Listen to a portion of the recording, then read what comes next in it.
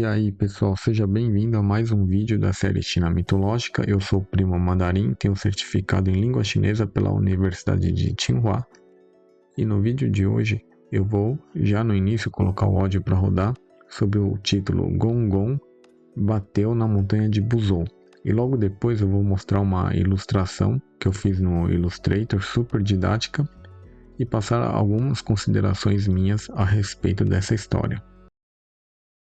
Bom, pessoal, então após a criação dos seres humanos por Niuá, a Terra floresceu com vários bonequinhos e bonequinhas, né, que a Niuá criou, e as comunidades começaram a se espalhar, então formando civilizações. Só que essa civilização estava sempre prosperando, e é claro que no meio desta prosperidade também vão haver muitos desafios, vão haver força das sombras, né? Sempre para desestabilizar esse mundo. Por um lado, onde lutava pela harmonia, a gente tinha o Zhongshu, tá? Que é esse personagem aqui que eu criei, que ele é o neto do venerado Imperador Amarelo, tá? O Imperador Amarelo, eu representei ele aqui ó, no sul, tá? Deixa eu ver se eu encontro ele. Tá aqui, ó. O Imperador Amarelo é este aqui, este magnífico imperador. E eu coloquei ele situado nessa região, tá, de Kunlun-Xu, que significa as montanhas de Kunlun. E uma dessas montanhas tem esse Fanzang-san, que é onde fica como se tivesse um castelo em cima dessa montanha, onde os deuses estão lá para descansar. Tá? Então eu coloquei o Imperador Amarelo aqui posicionado nesta região, e provavelmente mais adiante, tá? Bem mais adiante, eu vou contar alguns eventos importantes desse famoso imperador, e eu vou colocar algum vídeo aqui dentro deste marcador. Tá? Então, só como base de informação e de referência, a gente tem o Zhongshu, que é o neto do Imperador Amarelo. Então, deixa eu voltar aqui pro Zhongshu, tá aqui, ó. Então ele tinha a característica, né, de ser um governante bastante sábio e justo, e ele era incumbido de uma responsabilidade, tá? Manter a paz entre os humanos e conseguir controlar as águas que sustentavam a vida da população. Mas, durante este período, existia um personagem que se chamava Gong Gong, tá? E que é esse personagem aqui, ó.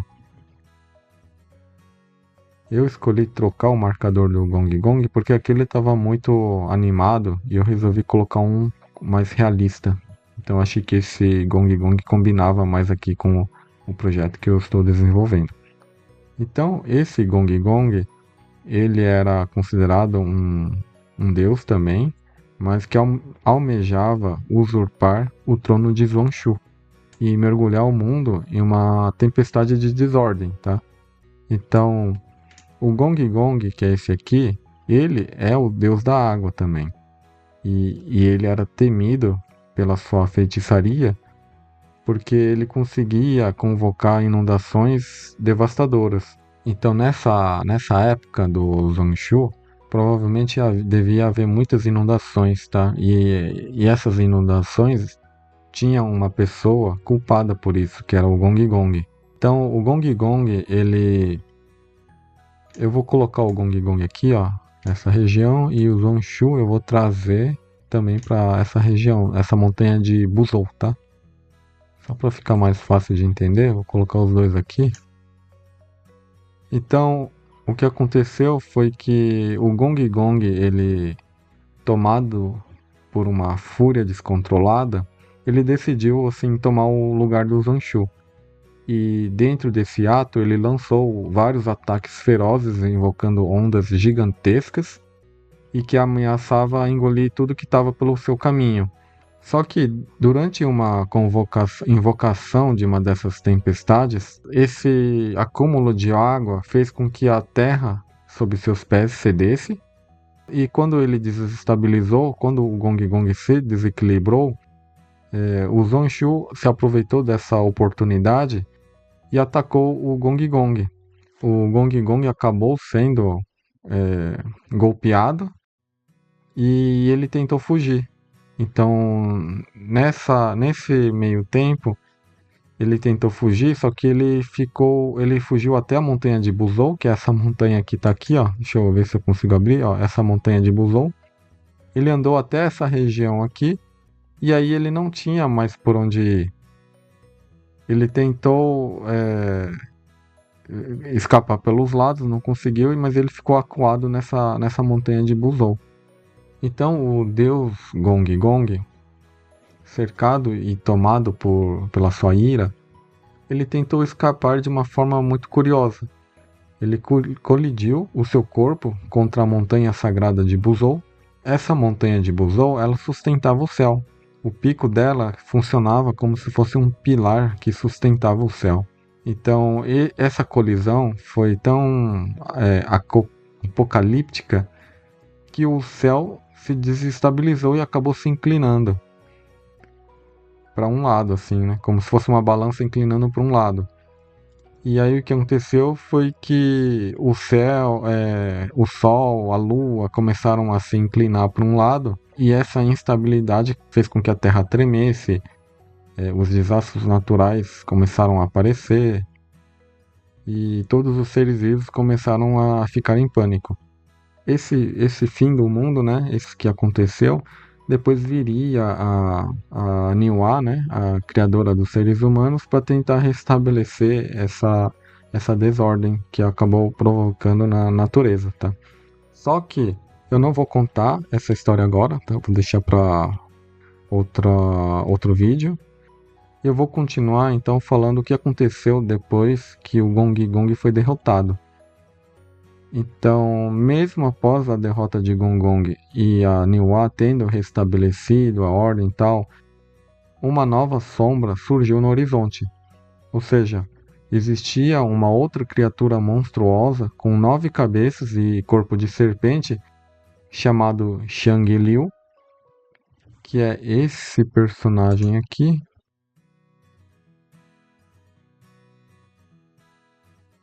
Tá? Então, o Shang Liu, ele emergiu das profundezas. Com a morte de Gong Gong, Shang Liu era o general de Gong Gong. E então sua presença representava a continuidade do caos.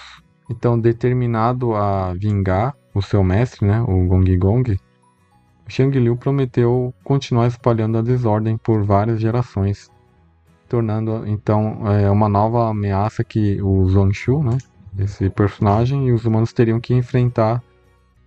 Provavelmente o seu descendente teria que enfrentar. Bom, então eu estou aqui no meu Illustrator e queria mostrar algumas reflexões.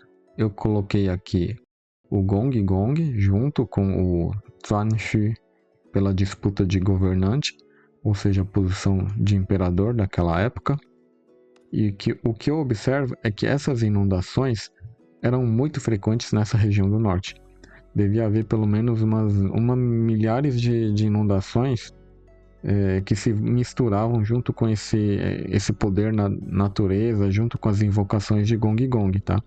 Essas inundações ocorreu por várias e várias gerações, tá? E como é que eu sei disso?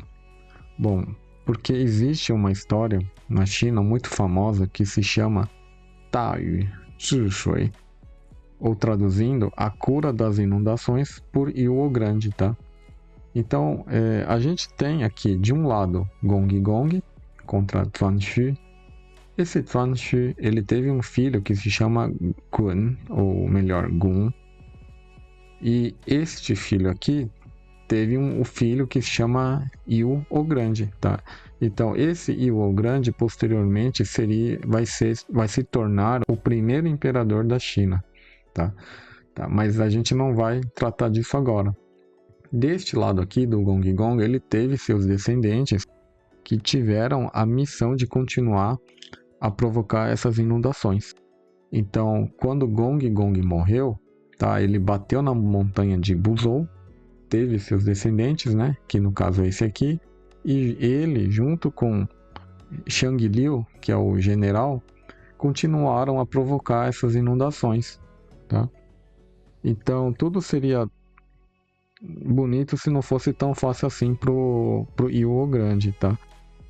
Antes de ele se tornar o primeiro imperador da China, ele teve que resolver um problema muito grande. O sangue de Xiang Liu, tá? Depois que ele matou o descendente de Gong Gong, tá? E ele depois teve que matar Xiang Liu também. Só que o sangue de Xiang Liu, depois da morte, contaminou todo esse terreno fértil da região, tá? E por mais que você enterrasse esse sangue, o sangue dessa serpente continuava subindo, tá? E ele não só trazia doenças, como ele impedia a plantação dos 5 tipos de grãos, que na China a gente chama de Wuku.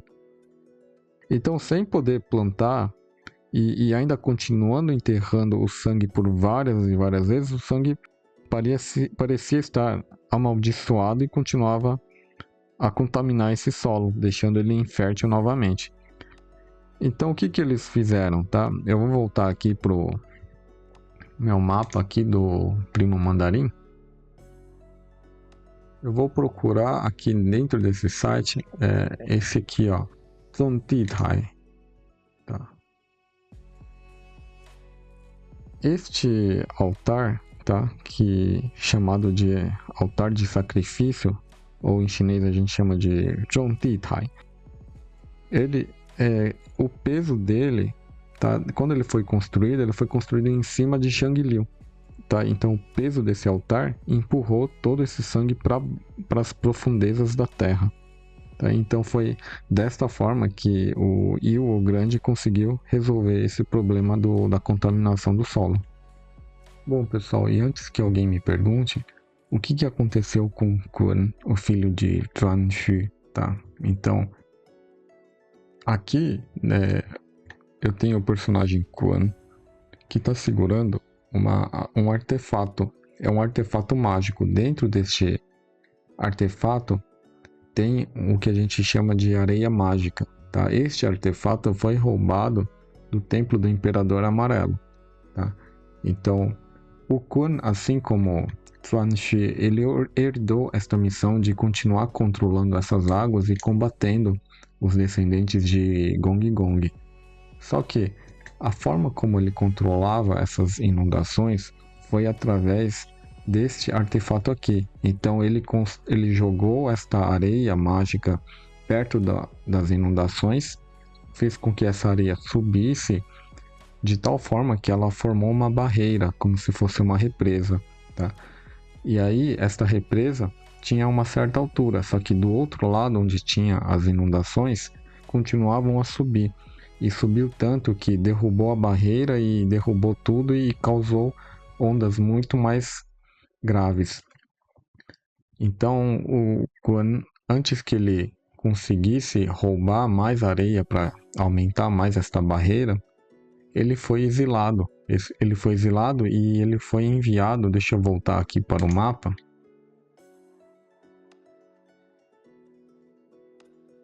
Ele foi enviado para esta região de Yijiao, tá?